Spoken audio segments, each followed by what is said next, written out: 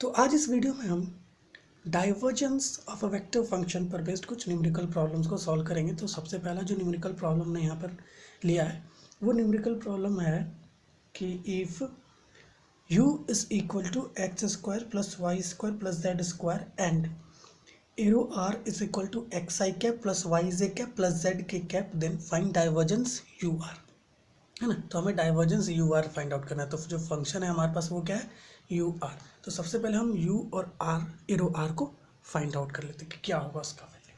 ठीक है, तो सबसे पहले यू आर का वैल्यू फाइंड आउट करना होगा हमें।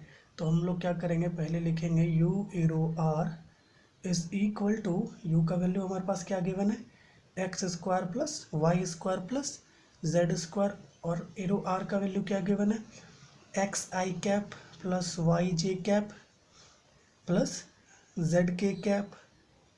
ठीक है, इस इक्वल टू मल्टीप्लाई कर देंगे तो क्या हो जाएगा, ये हो जाएगा एक्स पर cube plus y square x plus z square x i cap plus, अब इसे y से इंटू करना है तो यहाँ क्या होगा, x square y plus y cube plus, ठीक है, y cube plus z square y j cap and the third term is z से मल्टीप्लाई करेंगे, x square z plus y square z plus z square k cap.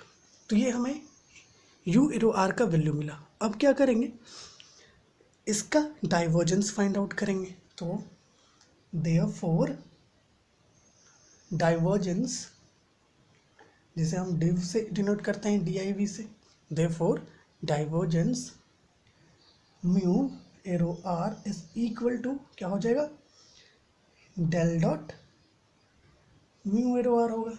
ठीक है, तो del dot mu arrow r हम इसे कुछ इस तरीके से लिख सकते हैं कि i cap del by del x plus j cap del by del y plus k cap del by del z dot mu r का वैल्यू है हमारे पास एक्स पर cube x y square plus x z square i cap plus x square y plus y cube plus y z पर cube j cap.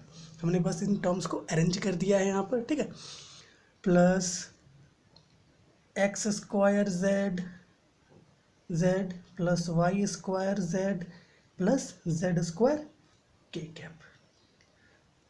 ठीक है, तो dot product अब हम अगर इन दोनों का फाइंड आउट करें तो हमें क्या मिलेगा कि डेल बाई डेल एक्स पर cube plus x y square plus x z square i cap plus, ठीक है, डेल बाई डेल वाई, क्योंकि देखो ये आई कैप यहाँ नहीं होगा क्योंकि आई कैप और आई कैप ये दोनों का डॉट प्रोडक्ट का वैल्यू 1 होता है। ठीक है, तो डेल बाई डेल वाई क्या हो जाएगा, x square y plus y पर क्यूब प्लस वाई जेड पे क्यूब जे कैप। ठीक है, यहाँ पर भी j cap j dot j cap होगा, तो ये जे डॉट जे कैप का वैल्यू क्या होगा, 1 होगा, तो इसे भी हम यहाँ पर यूज़ नहीं करेंगे। Plus del by del z into x square z plus y square z plus z square k cap dot k cap का भी डॉट प्रोडक्ट का वैल्यू 1 होगा, तो इसे भी हम यहाँ पर यूज़ नहीं करेंगे। इज इक्वल टू, अब जब हम डिफ्रेंशिएट करते हैं इस टर्म को x के रिस्पेक्ट पर तो हमें क्या वैल्यू मिलेगा, हमें मिलेगा 3x square plus y square plus z square. ठीक है, प्लस अब इस टर्म को जब हम डिफ्रेंशिएट करते हैं विथ रिस्पेक्ट टू y तो हमें क्या मिलेगा, पार्शियली डिफ्रेंशिएट कर रहे हैं, ठीक है, हमें मिलेगा यहाँ पर x square plus 3 y square plus z पर क्यूब प्लस, अब इस टर्म को z के रिस्पेक्ट पर पार्शियली डिफरेंशिएट करते हैं तो क्या हो जाएगा, x square plus y square plus 2z square. ठीक है, एक मिनट, यहाँ पर हमने क्या किया है, z से z स्क्वायर को मल्टीप्लाई किया है, तो ये यहाँ पर क्यूब में आएगा। ठीक है, आई एम सो सॉरी, ये यहाँ पर क्यूब में है, तो यहाँ पर 2z स्क्वायर होगा, सॉरी यहाँ पर 3z स्क्वायर होगा। ठीक है, अब जब हम इनके ब्रैकेट्स को खोल के जब हम इसे ऐड करेंगे तो देखो हमें क्या मिलता है, 3x square plus y square plus z square plus x square plus 3y square plus z पर cube plus x square plus y square plus 3z square.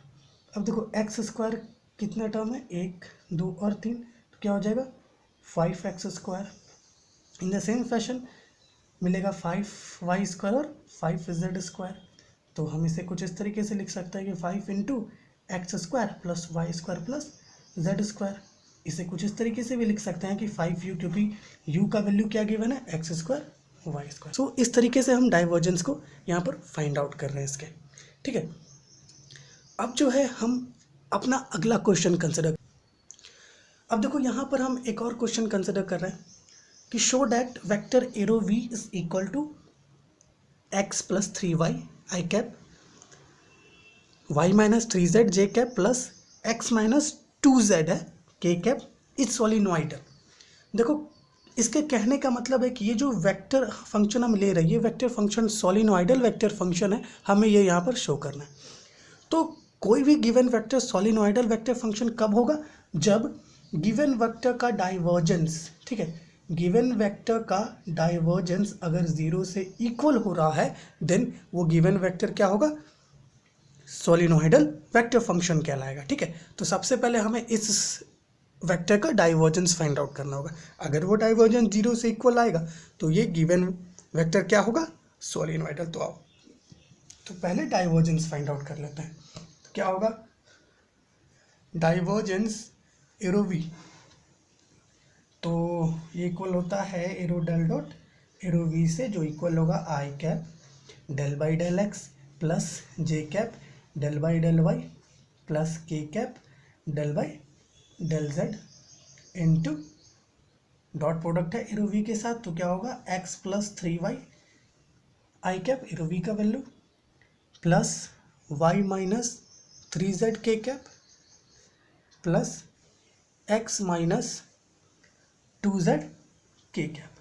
तो अब जो हम इसका डॉट प्रोडक्ट निकालते हैं इन दोनों का, तो हमें क्या मिलेगा, हमें मिलेगा del by del x plus 3y प्लस del by del y minus 3z plus del by del z x minus 2z, क्योंकि आई कैप और आई कैप इन दोनों का डॉट प्रोडक्ट 1 से इक्वल होता है। सिमिलरली जे डॉट जे कैप का भी जो वैल्यू होगा वो यहाँ पे जे कैप है, जे कैप और जे कैप का जो डॉट प्रोडक्ट होगा वो भी 1 होगा, के कैप और के कैप का भी 1 होगा। अब जब इस टर्म को पार्शियली डिफरेंशिएट करते हैं एक्स के रिस्पेक्ट पर, तो हमें मिलता है 1। ठीक है, इस टर्म को जब पार्शियली डिफरेंशिएट करेंगे इस टर्म को, तो हमें क्या मिलेगा, +1, और फिर इस टर्म को जब पार्शियली डिफरेंशिएट करेंगे विथ रिस्पेक्ट टू z, तो हमें क्या मिलेगा -2। तो क्या हो जाएगा 2 - 2 इज इक्वल टू 0।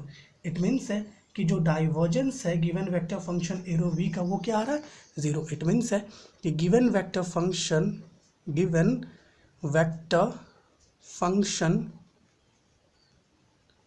इज सोलिनॉइडल। ठीक है, कोई भी गिवन वेक्टर फंक्शन सोलिनॉइडल कब होता है, जब उस गिवन वेक्टर का डाइवर्जेंस का वैल्यू 0 से इक्वल आता है, तो हम उसे कहते हैं कि गिवन वेक्टर फंक्शन सोलिनॉइडल है। एक और पॉइंट यहाँ पर है कि यहाँ जो इक्वेशन ऑब्टेन हो रहा है, divergence arrow v is equal to 0, इसे हम इक्वेशन ऑफ कंटिन्यूटी भी कहते हैं। ठीक है, इक्वेशन ऑफ कंटिन्यूटी भी कहते हैं। ठीक है, तो ये हमारा एक क्वेश्चन हो गया। अब इस सोलिनॉइडल पर ही बेस्ड हम एक और क्वेश्चन सॉल्व करते हैं। ठीक है, एक डिफरेंट टाइप का। ठीक है, अब देखो यहाँ पर एक अलग क्वेश्चन हमने कंसिडर किया है, सोलिनॉइडल पर ही बेस्ड है, सोलिनॉइड पर ही बेस्ड है ये। इसमें क्या है कि find the value of n। ठीक है, n का वैल्यू फाइंड आउट करना है, for which the vector r n arrow r is solenoidal, जहाँ पर एरो आर का वैल्यू हमारे पास गिवन है। यहाँ पर इस क्वेश्चन में हमें एन का वैल्यू फाइंड आउट करना है इस तरीके से कि ये वेक्टर सोलिनॉइडल हो, है ना। तो सबसे पहले हम क्या करेंगे, इस वेक्टर का डाइवर्जेंस फाइंड आउट करेंगे और उस, है ना, और उसका डाइवर्जेंस को 0 से इक्वेट करेंगे तो हमें n का वैल्यू मिलेगा। उस n का वैल्यू के लिए ये गिवन वेक्टर सोलिनॉइडल होगा। तो आओ पहले हम ये वेक्टर को फाइंड आउट कर लिए, जो वेक्टर है ना इसे फाइंड आउट कर ले। तो यहाँ पर क्या होगा, हमारे पास है r n arrow r given है, तो आर एन क्या होगा, x square plus y square plus z square पे power n by 2 dot arrow r का वैल्यू है x i cap plus y j cap plus z k cap. ये हमारा value होगा आर एन एरो आर का। ऐसा value क्यों होगा, क्योंकि देखो आर एन है तो सबसे पहले हमें यहाँ पे क्या फाइंड आउट करना होगा, सबसे पहले हमें आर का वैल्यू फाइंड आउट करना होगा, जो निकला किससे, मॉड एरो आर से, जो इक्वल होगा किससे, under root x square plus y square plus z square से इक्वल होगा। ठीक है, इससे इक्वल आएगा। अब अगर हमें आर पे पावर एन का वैल्यू निकालना है तो हम कुछ इस तरीके से भी इसे लिख सकते हैं कि x square plus y square plus z square पे पावर n बाई 2, क्योंकि 1/2 इस रूट का आ गया और एक n इसका। ठीक है, कुछ इस तरीके से आएगा हमारे पास फंक्शन। अब जब हम इस फंक्शन r पे पावर n एरो r का डाइवर्जेंस फाइंड आउट करेंगे, है ना, तो जो एक्सप्रेशन हमें मिलेगा उस एक्सप्रेशन को 0 से इक्वेट करना है। तो क्या होगा, डाइवर्जेंस r एरो r क्या होगा, arrow del dot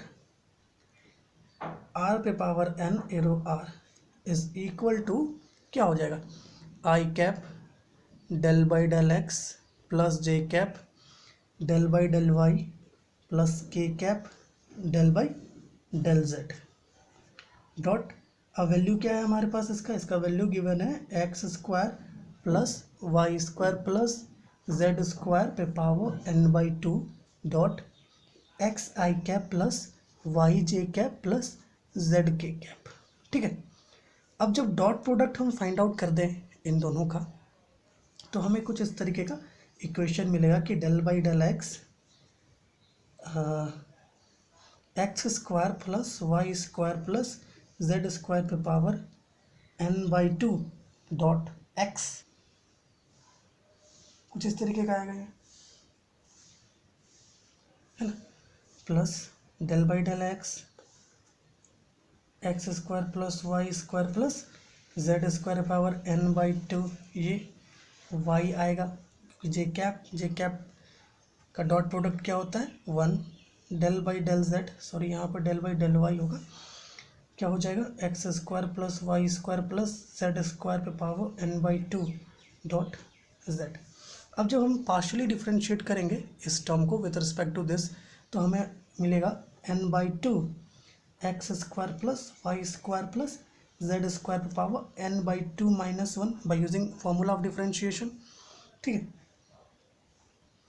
dot 2x square. ठीक है, एक x ये वाला है और एक ये, इसका डिफ्रेंशिएशन करते हैं हम लोग ये पूरे टर्म का, तो इसमें तो सिर्फ ये डिफ्रेंशिएट होगा इसका 2x और ये x 2x स्क्वायर।